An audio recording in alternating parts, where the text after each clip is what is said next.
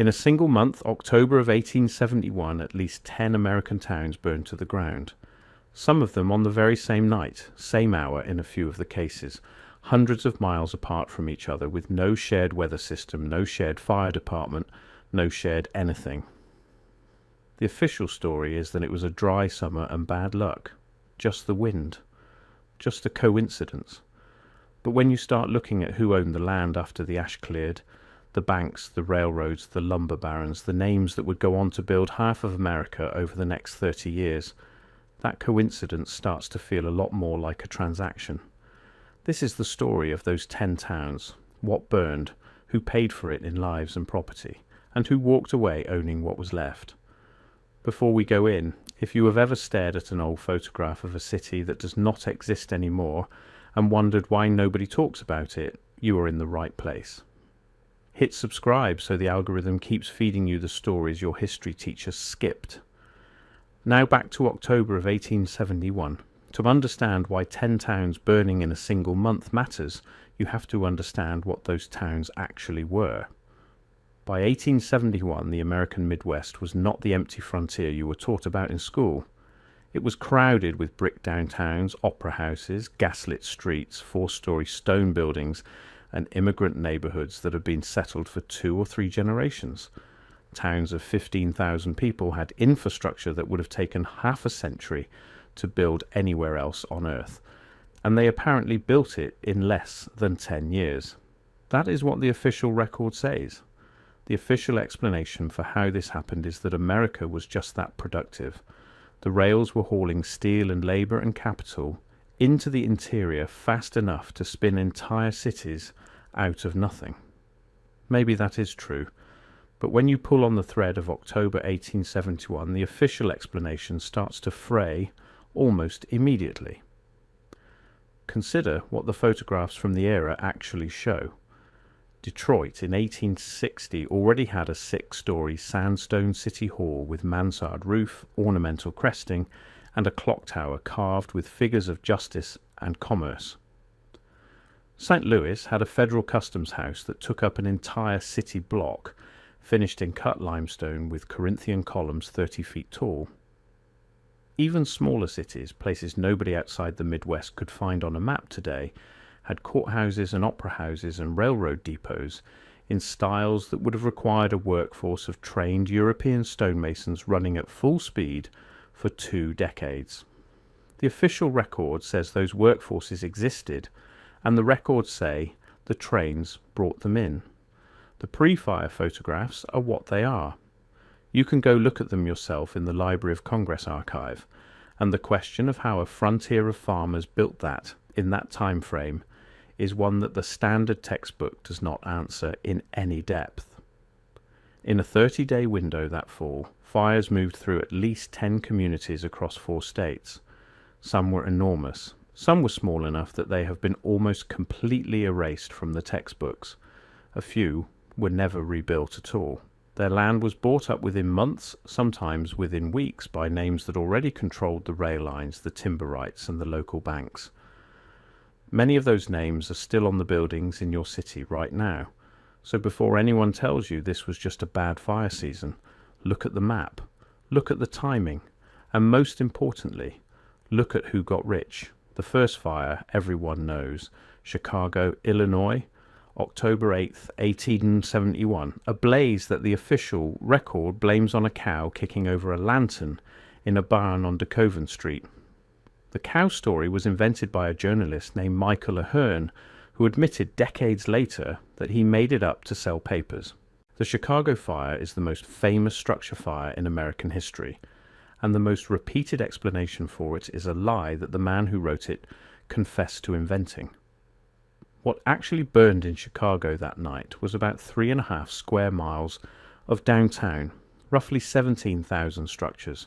The courthouse, the Tribune Building, the Palmer House Hotel, the Opera House, stone buildings, marble buildings, buildings with cast iron facades that should not have burned the way the record says they did. Eyewitnesses described the air itself catching fire, fire tornadoes pulling debris into the sky, a strange yellow-green colour in the smoke that nobody has ever fully explained, even in modern atmospheric science. Now look at who owned what after the smoke cleared. Within 18 months of the fire, Marshall Field, Potter Palmer, and a handful of other men had consolidated enormous tracts of downtown Chicago at fire sale prices. Palmer alone owned almost a mile of State Street after the rebuild. The first horse and carriage to enter the burned district after the fire belonged to Cyrus McCormick, the reaper magnate, who already owned huge plots there and added to them aggressively in the months that followed. The Chicago that was rebuilt was not the Chicago that burned. It was bigger, taller, organized on a grid that benefited specific landowners, and bankrolled by an East Coast banking syndicate that included names you would recognize today. Whatever Chicago had been before October 8, 1871, the city that rose from the ash was the property of a smaller, richer, more concentrated group than the one that lost everything. That is Town 1. The same night Chicago burned 250 miles north, the deadliest fire in American history was wiping a Wisconsin lumber town off the map, Peshtigo, Wisconsin, October 8, 1871. Death toll, by the most conservative estimate, around 1,200 people. By other estimates, more than 2,500. You have probably never heard of Peshtigo. That is not an accident. Peshtigo was a company town built around a sawmill owned by William Ogden. Ogden's name should ring a bell because he was also the first mayor of Chicago, and he was in Chicago the night both cities burned, same night, both of his towns, both of his major business holdings, both gone within hours of each other. What happened in Peshtigo cannot be explained by a cow or a lantern. Survivors described a wall of fire that arrived without warning, moving faster than a man could run. The Peshtigo River boiled in places, iron wagon wheels melted, sand turned to glass on the banks of Green Bay. A tornado of fire is what the meteorologists later called it, although no atmospheric science before or since has ever produced a comparable event in the same region. 1,200 people died in less than 2 hours. Entire families were found huddled together in wells, suffocated by the oxygen being pulled out of the air.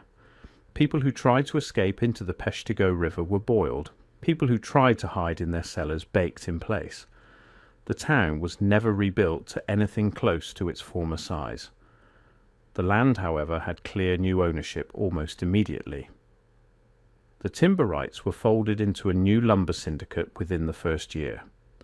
The mill was rebuilt on a smaller scale, run by managers reporting back to Chicago. Ogden himself, despite losing both of his cities on the same night, ended that decade richer than he started it. His insurance payouts and his consolidated land holdings made him a wealthier man in 1880 than he had been in 1871. The official story is that he was lucky. Make of that what you will. The same night, the same hour. Across Lake Michigan, the Dutch immigrant town of Holland, Michigan, also burned to the ground. 210 buildings destroyed, almost the entire downtown commercial district.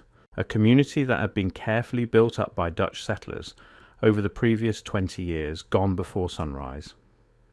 Holland is interesting because the people who lived there were obsessive record keepers. The Dutch Reformed Church kept detailed property registries. After the fire, those registries are how we know what was actually lost and what the buildings actually looked like. Multi-story brick structures, stone foundations cut at right angles, public buildings with the kind of detailed masonry that would have taken a generation of European stonemasons to produce, in a town less than 20 years old, on the American frontier, settled by farmers and pastors.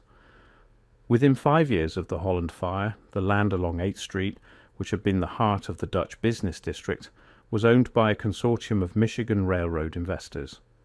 The original Dutch families either sold under pressure or never rebuilt at all. By 1880, the rebuilt Holland was a different town with different architecture, owned by different people, organized around a rail line that ran through what used to be the immigrant downtown. This is the pattern you're going to see 10 times in this video, so flag it now. Old town burns. New owners arrive. The replacement city is built around infrastructure that benefits a specific industry. The original residents either disappear from the record or end up working for the people who now own the place where their houses used to stand. That is Town 3. The the same night, October 8, 1871, Manistee, Michigan. A timber port on Lake Michigan, almost completely destroyed in the same 6-hour window that took out Chicago, Peshtigo, and Holland. Manistee had been one of the most productive lumber ports in the Great Lakes. 17 sawmills along a single river, wooden sidewalks, brick warehouses, and a downtown commercial strip that survivors later described as looking more like a small European city than a frontier outpost. Population around 5,000. Most of them in lumber, shipping, or the businesses that supported them. When the fire arrived, the wind was running at over 60 miles an hour out of the southwest. The fire crossed the Manistee River, which should not have been possible. It jumped the channel. It travelled along the docks, through the warehouses, and into the residential districts in under an hour. 200 buildings burned. The 17 sawmills, every single one of them, gone. Here is the part the textbooks underplay. Within 2 years, 15 of the 17 sawmills were rebuilt, but they were not rebuilt by the same owners.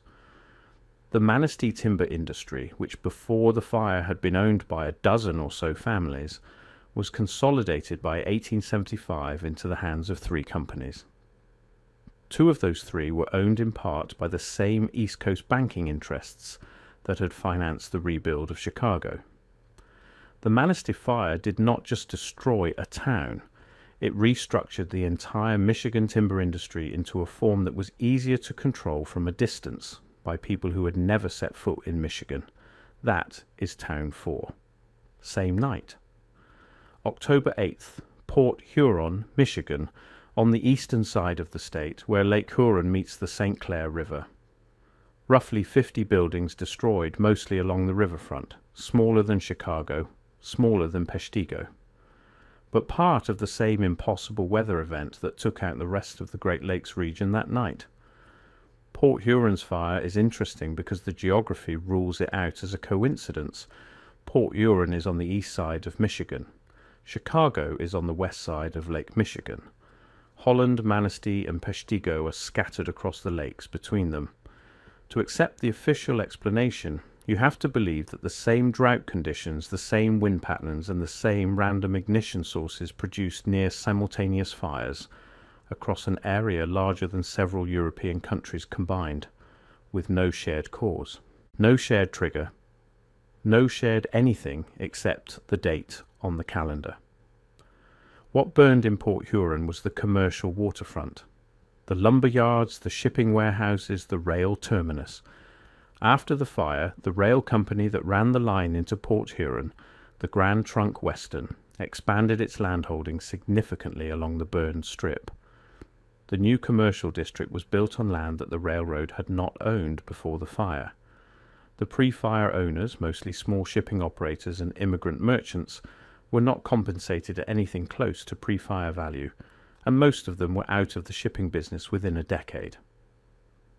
The waterfront they had built, in some cases over 30 years of family work, was simply gone. The waterfront the railroad built in its place was, by 1885, the largest privately owned stretch of dock on the St. Clair River. None of this is hidden. The deed transfers are in the county records to this day. The question is why nobody has ever asked in a serious historical context how a single fire happened to relocate so much wealth in such a clean direction. If you were keeping count, that is 3 rail and lumber consolidations across 3 states on the same night. And we are 5 towns in. You will not find White Rock on most modern maps. It was a small farming community along the Lake Huron shoreline of Michigan's Thumb, about 50 miles north of Port Huron. On the same night, October 8, 1871, the fire that became known later as the Great Michigan Fire moved across the Thumb and erased White Rock so completely that the only surviving structure was a single large stone outside of town.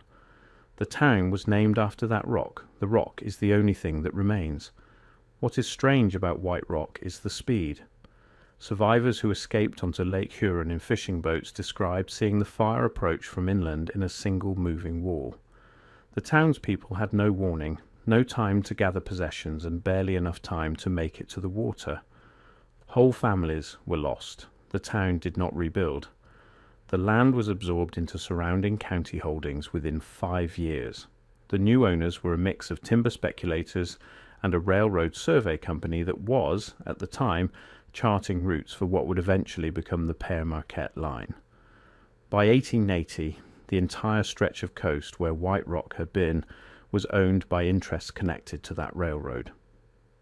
The handful of survivors who tried to file claims on their family land found the legal system uncooperative. The state of Michigan classified the land as effectively abandoned within 7 years of the fire, which gave the Railroad Survey Company the legal opening to acquire it as undeveloped territory rather than reclaimed homestead. The original White Rock families had been growing wheat and rye there since the 1840s. By 1885, that history was simply not in the official record anymore. A town vanishes in a single night. The land it stood on belongs to a railroad 9 years later. Whatever you want to call that, do not call it a coincidence. That is Town 6. Singapore, Michigan, is the most ghostly of all the towns in this story because it is the one that vanished completely. Not just burned, not just rebuilt under new ownership, disappeared. Before October 1871, Singapore was a thriving lumber port at the mouth of the Kalamazoo River.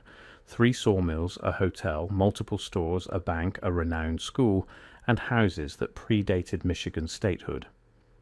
After the fires of 1871 stripped the surrounding forest down to bare soil, Singapore could no longer sustain itself as a timber town. The mills closed, the population left. And within 2 decades, the wind, freed of the trees that had once held the sand dunes in place, simply buried the town. There is no Singapore, Michigan today. There is only sand on the south shore of Lake Michigan near the modern town of Saugatuck. The buildings are still down there, archaeologists believe, but they are 40 feet beneath the dunes. A town that used to ship lumber to rebuild Chicago after the fire is now an archaeological site. Now, ask yourself a question. Who benefits when a deep water port on Lake Michigan disappears off the map? Look at the shipping lanes that opened up. Look at which competing ports captured the trade that Singapore used to handle. Holland, Michigan, the town we already covered 10 miles up the coast, became the dominant Lake Michigan port on that stretch of shoreline. The same Holland that was rebuilt under new ownership after its own 1871 fire. That is Town 7. A town that, on paper, was killed by sand. In practice, was killed by everything else that happened in the same month. Back to Wisconsin. Williamsonville was a small Belgian immigrant settlement on the Dore Peninsula, about 30 miles north of Green Bay. Population, on the morning of October 8, 1871, was 77 people. Population on the morning of October 9th was 17. 60 out of 77 residents of Williamsonville died in the Peshtigo fire, which by then was no longer just the Peshtigo fire.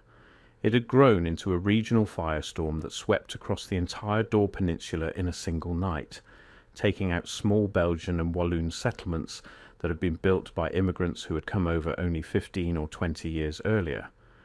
The Belgian settlers of Dore County had built distinctive stone houses, brick ovens, and small Catholic churches that looked like miniature versions of the buildings they had left in Europe. Almost all of it was destroyed in a single night. The survivors, mostly children who had hidden in wells or fled into the bay, were eventually relocated to neighbouring towns. Williamsonville was not rebuilt. The land that had been Williamsonville was sold to a logging cooperative within 4 years. By 1890, it was part of a much larger consolidated timber operation owned by the Wisconsin Land and Lumber Company. Whatever the Belgian settlers had built in 20 years of work was now the property of a single corporation, acquired for a fraction of its pre-fire value.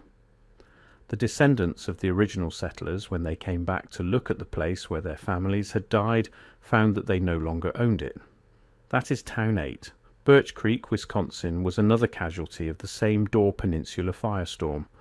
A small mixed immigrant settlement, mostly farmers and lumbermen, completely destroyed on October 8th. The death toll was somewhere between 40 and 60, depending on which survivor account you trust. Birch Creek was so thoroughly erased that there is some historical debate about exactly where it was. The records that survived the fire suggest it was about 10 miles inland from Green Bay, but the precise location is contested even today. Here is what is not contested. The land that had been Birch Creek was acquired in the late 1870s by a forestry consortium with ties to William Ogden's surviving Chicago interests. That is the same William Ogden who lost both Chicago and Peshtigo the same night, and who still ended that decade wealthier than he had started it. If you are tracking the connections by Town 9, you have a single set of overlapping investor names appearing in the post-fire land records of multiple towns across multiple states. The fire did not just consolidate one industry in one region, it consolidated multiple industries across the entire Great Lakes Basin into the hands of a network of investors who were already connected to each other before the fires ever started. The math on that is hard to make innocent. Menachem, Wisconsin, sat directly across the river from Peshtigo, sister town, smaller but built around the same Ogden-owned mill operation. The fire that destroyed Peshtigo destroyed Menachem in the same hour. In Maintwai, the town was rebuilt at smaller scale, eventually absorbed into the modern city of Marinette, and effectively erased as a distinct community. The land changed hands in the same patterns we have already seen. Millwrights consolidated into a larger lumber company, residential lots bought up by managers and out-of-state speculators. Within 10 years, the Menachem that had existed in October 1891 was a name on an old map and nothing else. There were more than 10 towns. I picked these 10 because their stories overlap with each other and because their land records overlap with each other. The fires of October 1871, when you put them on a map, do not look like a series of separate events. They look like a single coordinated burn line moving across 4 states in a single night, with a few stragglers across the rest of the month. The death toll across all of them was somewhere between 1,500 and 3,000 people. Almost none of those deaths are remembered today because Chicago, the wealthiest of the burned cities, monopolized the news cycle for years afterward. So let's look at the pattern with everything on the table. In a single 30-day window, 10 communities across 4 states burned to the ground. The land where those communities had stood was, in nearly every case, acquired by a small overlapping group of investors within 5 years. Those investors were already connected to each other through the railroad industry, the timber industry, and the East Coast banking syndicates that finance both. The same names appear in the land records of Chicago, Peshtigo, Manistee, Williamsonville, and the consolidated industries that emerged in the years after: William Ogden, Marshall Field, Potter Palmer, Cyrus McCormick, the Pullman family, banking interests connected to Jay Cooke. These were not unknown men. They were the wealthiest figures in mid-19th century America, and they were either physically present in the cities that burned the night the fires happened, or they showed up to buy the land within months. Ogden in particular is worth a closer look. By 1872, the year after the fires, he had financial stakes in the Chicago and Northwestern Railway, the Northern Pacific, the Peshtigo Company, multiple Wisconsin lumber operations, a Brooklyn shipbuilding firm, and several Chicago real estate trusts. The fire that destroyed 2 of his towns somehow left his holdings, in aggregate, larger and more concentrated than they had been the month before. He died in 1877 as one of the wealthiest men in America. His will lists assets across 9 states. The men who managed those assets after his death continued to acquire land in the burned districts of the Great Lakes for another 20 years. The Ogden name on the buildings is gone now. The Ogden money is not.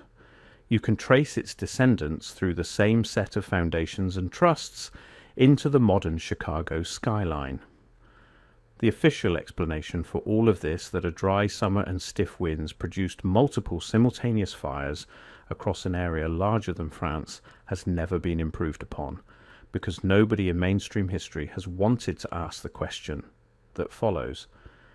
If it was a coincidence, why did the same names get rich? If it was a coincidence, why did the rebuilt cities look so different from the cities that burned? If it was a coincidence, why are so many of those rebuilt cities, even today, organized around the rail lines and industries owned by the people who profited from the rebuild? You can run an experiment. Go look at photographs of Chicago in 1870, then look at photographs of Chicago in 1895. They are not the same kind of city. The buildings have different proportions, the masonry is different, the street plan is different, the skyline is different. The official story is that this is the natural progress of architecture and engineering between those years. The visual evidence is harder to swallow than that. The pre-fire Chicago had buildings of a style that in many cases was newer than the rebuilt city that replaced it. The rebuild looks, to a careful eye, like a step backward in ornament and craftsmanship, papered over with steel frame height. The rebuild was faster. The rebuild was cheaper per square foot. The rebuild was owned by fewer people. This is the part of the story that overlaps with what researchers in the alternative history space have called the Tartarian question. The argument, simplified, is this. Before the fires of the late 19th and early 20th centuries, there was an architectural and infrastructural pattern across the world that does not match the official timeline of what humans were supposed to be capable of building. Stone buildings cut to tolerances that should have required machinery that did not officially exist yet. Public structures of a size and complexity that should have taken many generations of labor. Star forts on every continent. Domes, columns, and ornamental masonry in towns of 3,000 people on the American frontier. Cast iron facades whose castings have never been matched at the same price point in any era since. Acoustic theatres in mining towns. Bank vaults in farming communities of 1,500 people. The official record explains all of it through a story of rapid industrial scaling that, when you try to work the math against the census data, comes up short on labour by an embarrassing margin. You do not have to accept any specific Tartarian theory to look at the photographs of pre-1871 Chicago and ask a simple question. How did a frontier city, less than 40 years old, end up with that? And then ask the follow-up, why is so much of what was photographed in those years gone today? Why does almost every American city of any age have a layer of architecture, somewhere in the historical record, that does not look like anything else built before or after, and that mostly disappeared between 1870 and 1920? Why do the city directories from those decades show whole categories of trade, ornamental ironwork, lithic carving, stained glass production, that effectively vanished from the American economy within 50 years and were never replaced? Why do the surviving buildings from the pre-fire era, the few that escaped, so often turn out to have been built into hillsides, partially underground, or on foundations that predate the official founding of the town that surrounds them? October 1871 is one of the cleanest examples in the entire record of a moment when a lot of old architecture disappeared all at once, and a lot of new ownership appeared all at once in its place. The other classic example is the 1893 World's Fair in Chicago, the so-called White City, where buildings described in the official record as temporary plaster mock-ups were demolished within months of the fair closing, even though the photographs of them show stone, marble, columns and detail work that no temporary structure has ever matched in any other context. The fair, conveniently, was held in the rebuilt Chicago 22 years after the fire, with the rebuild financed by the same banking syndicate that profited from the original disaster. Roughly 19 out of every 20 of those magnificent fair buildings were torn down within a year of the fair closing. The official story is that they were never meant to last. The visual evidence is more complicated. Whatever you choose to believe about the deeper pattern, here is what the documentary record on October 1871 will tell you, plainly, if you go look. 10 towns burned in a month. The land changed hands. The new owners were already rich, and they got richer. The replacement cities looked different from the originals. And the people who died, the immigrants in Door County, the loggers in Manistee, the residents of White Rock and Williamsonville in Singapore, are largely forgotten today, because the story that survived in the textbooks was the cow and the lantern. A cow knocking over a lantern did not burn 10 towns in 1 month. Whatever did, the people who benefited from it have been on the cover of American history textbooks for 150 years, and the people who lost everything have been on no covers at all.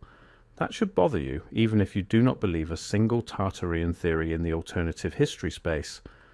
You can throw out every claim about lost civilizations, mud floods, and atmospheric energy, and still be left with a question the official record cannot answer. Why did the same names appear in the land records of every burned town? And why did nobody in the entire field of professional American history ever decide that this was worth asking about? The deeds are public, the dates are public, the investor names are public. None of this is hidden. It is just unexamined. There is a difference between a secret and a thing that nobody wants to look at. And what you find when you look at October 1871 is firmly in the second category.